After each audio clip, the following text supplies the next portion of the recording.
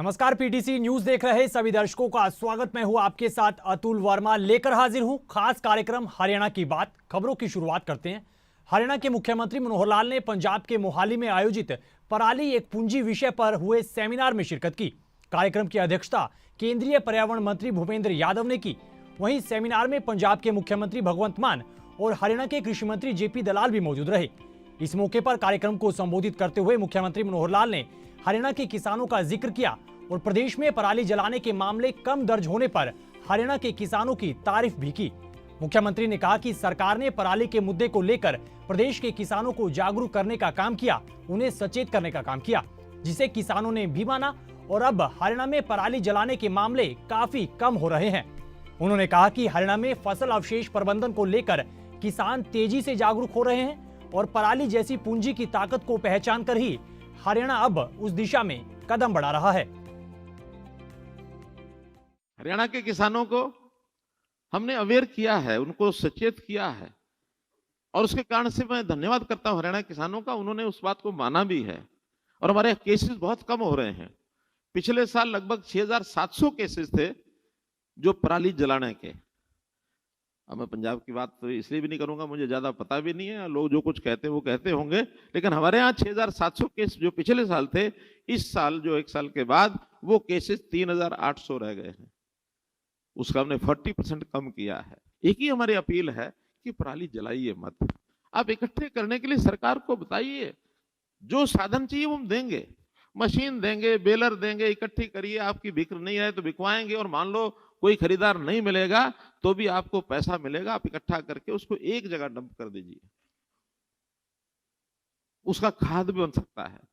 थोड़ा जमीन की आवश्यकता होगी, गड्ढे बना करके उसमें दबा देंगे तो 2 महीने में, महीने में उसका कंपोस्ट का खाद भी बन सकता है। इस चीज को कभी भी हम ऐसा ना समझें कि वेस्ट है, और इस वेस्ट की बजाय इसका उपयोग जब बढ़ेगा तो किसान की आय भी बढ़ेगी।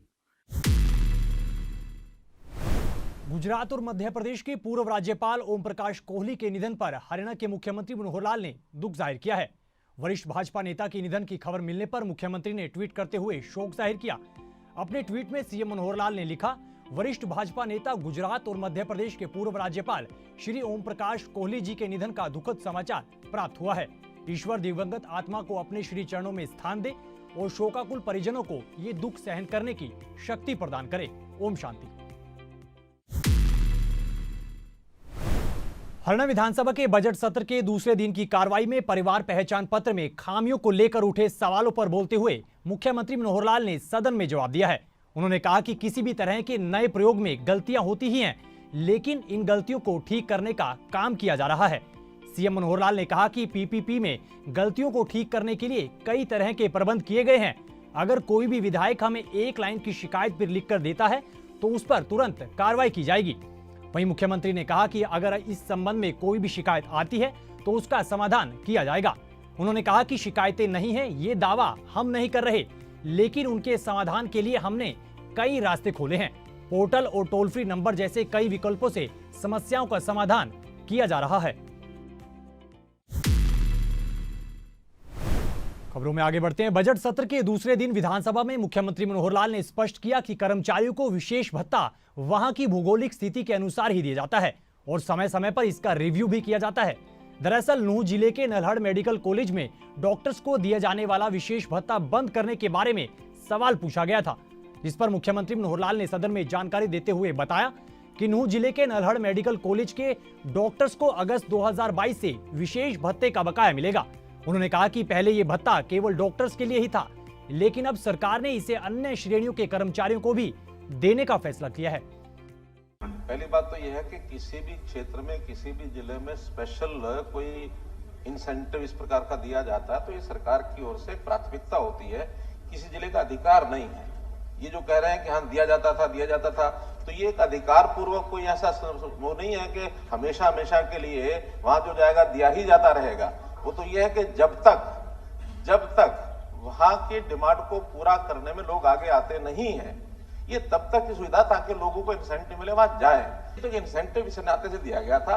हाँ, ये ठीक है कि चूंकि केवल डॉक्टर्स का था, डिपार्टमेंट ने कहा कि डॉक्टर के साथ बाकियों को दिया जाए। वो फाइल चली, किन्हीं कारणों से वो फाइल देर हुई, लेकिन अब वो फाइल होगी जब से बंद हुआ अगस्त ऑनवर्ड, उसका एरियर्स वो भी दिए जाएंगे, इसकी चिंता नहीं करो। लेकिन बाकी सबको भी अब जब शुरू करेंगे उस समय से वो दिया जाएगा, डॉक्टर्स को मिलेगा, एरियर मिलेगा।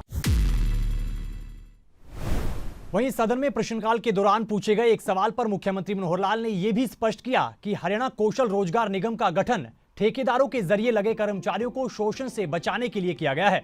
कर्मचारी और कर्मचारी संगठनों से कई शिकायतें मिल रही थी कि ठेकेदार ना तो इन कर्मचारियों को ईपीएफ देते हैं और ना ही ईएसआई आदि का लाभ दे रहे थे, लेकिन अब नियुक्त होने वाले कर्मचारियों को ये लाभ मिल रहे हैं।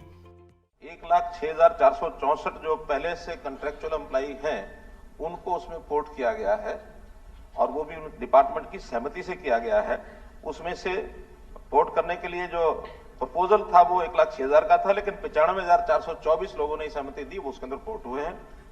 इसी प्रकार जो नए लोग जिनकी डिमांड डिपार्टमेंट से आती है और जो अनुभवी लोग हैं पहले से, जो हमारे पास इसका डाटा है कि अनुभवी लोग हैं, किसी कारण से पहले कंट्रेक्चुअल थे, वो छूट गई, बाद में फिर उन्होंने उसको अप्लाई किया, उनमें 6,736 लोगों की जो दोबारा से डिमांड आई है, जिसमें से 4,380 बल्कि जो डिमांड आई है वो सिलेक्ट करके उनको हमने ऑफर लेटर दिए हैं।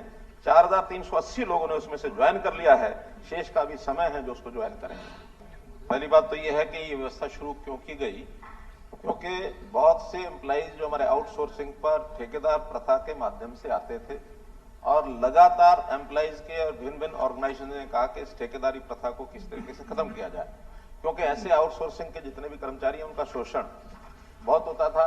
न उनको ईपीएफ का लाभ मिलता था, न उनको ईएसआई का लाभ मिलता था।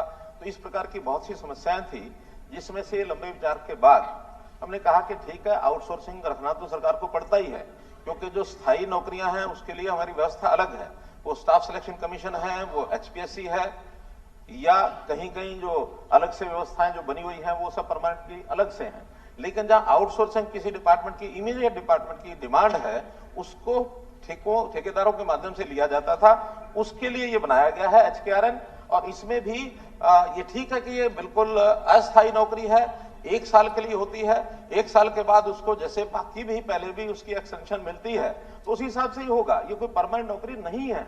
परमानेंट नौकरी का तो अलग से हमने, जैसे ग्रुप सी का भी सीईटी हुआ है, अब उसमें से नौकरियां लगभग 30-35 हजार की रिक्वेशन आ गई है। उसी के बाद ग्रुप डी की है, उसके भी सीईटी होना है, वो सब प्रक्रिया अलग है। ये तो तुरंत इमीडिएट आवश्यकता को पूरा करने के लिए एचकेआरएन के माध्यम से करते हैं।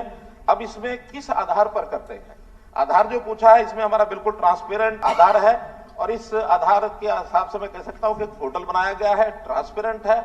उसमें पहली प्राथमिकता जो पहले से एक्सपीरियंस लोग हैं उनको लिया जाता है। अगर एक्सपीरियंस लोग उपलब्ध ना हो तो फिर उस पोस्ट के लिए उसी पोर्टल में एक एडवर्टाइजमेंट दे करके कि ये हमारे पास इतनी सीटें हैं, अगर कोई और अप्लाई करना चाहता हो अप्लाई करे।